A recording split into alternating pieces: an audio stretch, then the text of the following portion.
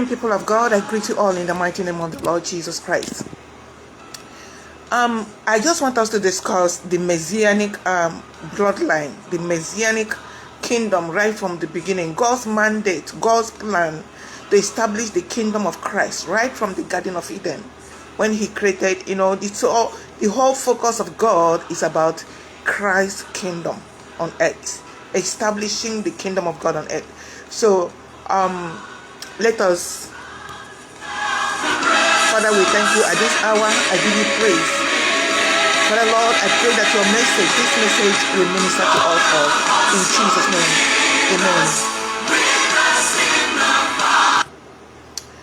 amen. I want to continue from where I stopped before, though I deleted it.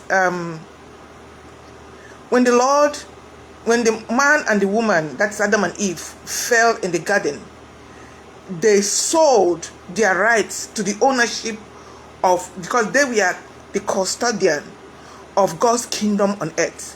Adam and Eve were the priests of God on earth to host God's glory on earth. They were the custodian of God's kingdom on earth. So when they fell and they sold their rights, the title deed to Satan. So God took back the kingdom.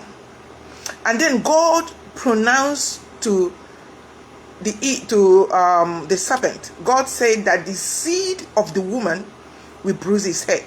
So God has given them hope of the restoration of garden. God made the first sacrifice of killing the animals, because the word of God said that without the shedding of blood, there is no remission for sins. So it is the blood of those animals without blemish that God used their innocence to represent the righteousness of man. There was a substitute for their sins. Man has fallen. Man has become sin. Man has sold their right. Man has sold his right to Satan. Man has lost the dominion to Satan. So the sin of man had driven man out of the garden, out of God's presence. But the way to return to God has to be the way of the blood. The blood has to be without blemish. So God slaughtered 2 animals to make over their sins, that is to cover their sins. It's an atonement, to make atonement for their sins. So from then, God has established a sacrificial system in which they can still host the glory of God on earth, in which they can still approach God. There is no other way to approach God but through the blood sacrifice. But Adam, when the Bible says that Adam and Eve, now Adam knew his wife and God came. Before I continue, let us read some scriptures. The scripture that is actually I'm using as a point is where the Lord said to Satan that the seed of the woman will bruise his head. So Adam and Eve left the garden with the expectation of this promise. Their hearts were burning with hope that Eve was going to conceive and give birth to a child, a son that will finally defeat Satan and then restore the garden back to them. That was their expectation. So they gave birth to the first child, and that child was called Cain. Cain means acquired from the Lord. Cain means, gotten from the Lord. He said, I have gotten a man from the Lord. So they believed that Cain was the seed that was going to bruise the serpent's head. Listen, you can understand the jealous of Cain over Abel, because Cain was like a false messiah to bring them back to God, to restore the garden. After the Cain, there was Abel. Abel, the name of Abel, you could see the name of Abel reflected even the ministry of Abel. Abel was a priest of God. The ministry of Abel was represented even in his name, because the Hebrew uses concrete words. Hebrew, They just don't name names. Names describes the person. Cain's name in Hebrew described him. Cain's name in Hebrew, I'm not going to discuss because the Holy Spirit is not letting me to talk about Cain. Now, Abel's name described him. Abel, the root word for Abel is Hevel, Hevel, Hevel. So the root word is the first word in the Hebrew is Hay. The pictograph of Hay is a man that raises his hand to the heavens, that is receiving revelations from heaven. The second meaning of Abel, the second word for Abel is B, that's Bet. That is in the Hebrew word Bet. Bet means a house. So Christ, you see that Abel is a priest of God. So Christ is our house. Abel is a type of Christ, or was a type of Christ. Now, because he was a priest of God. Now, Abel is Lamed. Lamed, the pictograph of Lamed is a shepherd's staff. Shepherd's staff is a priest, a shepherd. You see that Abel's name reflected his occupation. Abel was going to be a shepherd. So Lamed is a shepherd, represented by the shepherd's staff.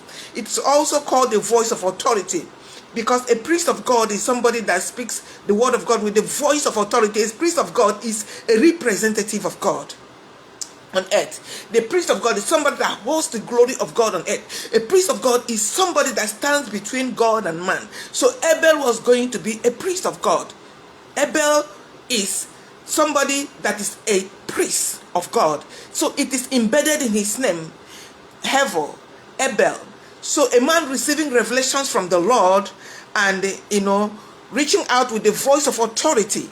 He is a shepherd, dwelling in the house of God, hosting the glory of God. That is Abel. So Abel was a custodian of the kingdom of God on earth. Abel was hosting the glory of God on earth. When Cain and Abel were born in the garden, in that days, God has not commanded us to eat meat. There was no meat. God gave every herb-bearing fruit, all these things as food, as meat, but no flesh. God introduced flesh or meat to man, eating flesh, because meat in the garden is also the herb. So God introduced flesh to man after Noah's flood. That was when God incorporated beef to our food. So during the time of Adam and Eve, Abel, Enoch, all those people, there was no eating of any beef or any meat. So Abel was a shepherd because he was a priest of God to bring sacrifices unto the Lord.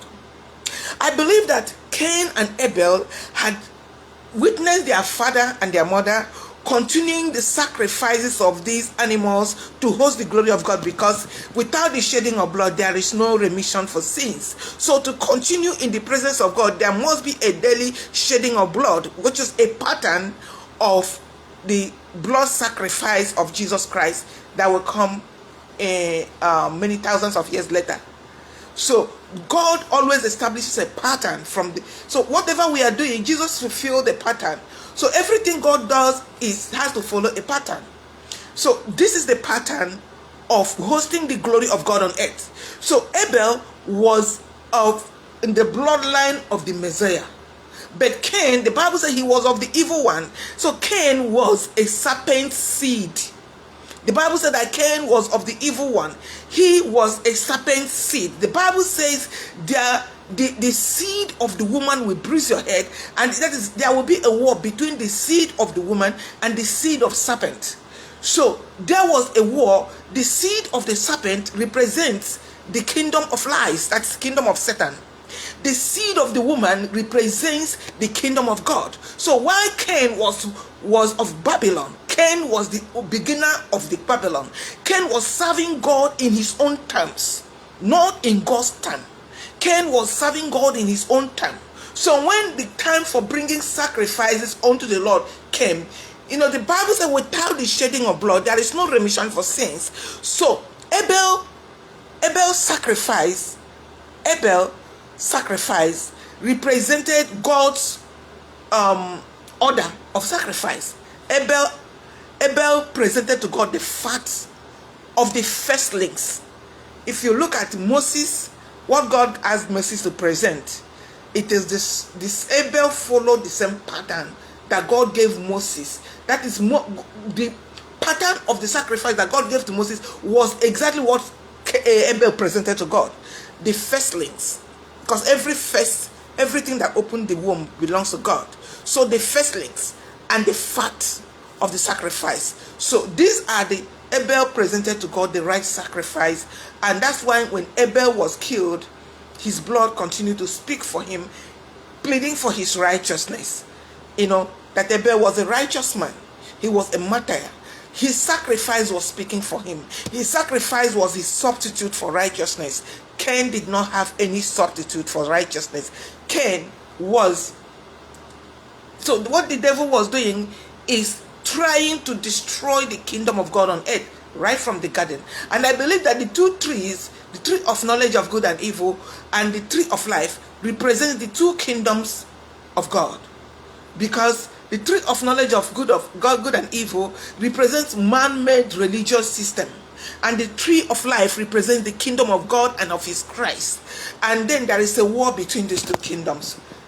So God eventually destroyed the lineage of Cain, who the Bible said that he went and built a city. He went away from the presence of God and built a city, a man-made religion of his own, started the witchcraft and all that stuff. He was the beginner of Babylon. But Abel continued the ministry Abel was killed, to stop the ministry of the kingdom of God, which we are also seeing today, that the devil is still fighting through false prophets and everything to stop the manifestation of the kingdom of God.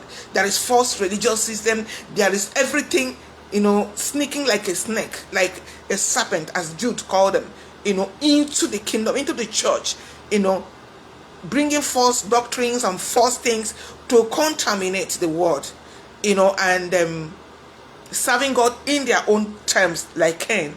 But God had to restore. God's plan continued, because after Abel was killed, God had to replace Abel with Seth. I want to stop here. I want to stop here because I don't want to go too far on this right now. I want to stop here for the meantime. But I want you to understand that these two seeds represent the two kingdoms, and there is a war between the kingdom of Christ and the kingdom of Satan. And the seed is the word of God. So the seed of the woman is the word of God. Jesus became the word of God. Jesus became the seed. Jesus is the seed. How do we know about the seed? Because the Bible said that the sower went out to sow a seed. Sow seed. Some seed fell on the good ground, some fell on the roadside and all that stuff. Only the seed that fell on the good ground, that is the heart, good heart, germinated and bore fruit. So this is the seed of the word of God, the seed. And the woman we are talking about is the church, because Christ is the church is the bride of Christ, and the church is the carrier of the seed of God. So the seed of the woman, bruise, that is the word of God. That's why the word of God said, I will give you power to rule over nations with the rod of iron. The word of God is the rod of iron. The word of God is the seed of the woman. The word of God is Christ. The word of God bruised the serpent's head. So whenever you carry the word of God, you will always overcome, because the word overcomes. God said, I will give you power to rule over nations, and you will break them like the potter's vessel. How? With the rod of iron. That is the word of God. Thank you, Jesus. So I want to stop here. God bless you all as we continue these studies. I just want us to identify patterns, and we are looking at the Messianic bloodline. That's what this whole thing is about. Messianic bloodline. We started from the garden, from the tree of life. We started, and the restoration of the Messianic bloodline. How God removed the bloodline of Abel in the first place, but after the flood, the Satan again continued with harm. I want us to stop here. God bless you all in Jesus' name. Amen and amen.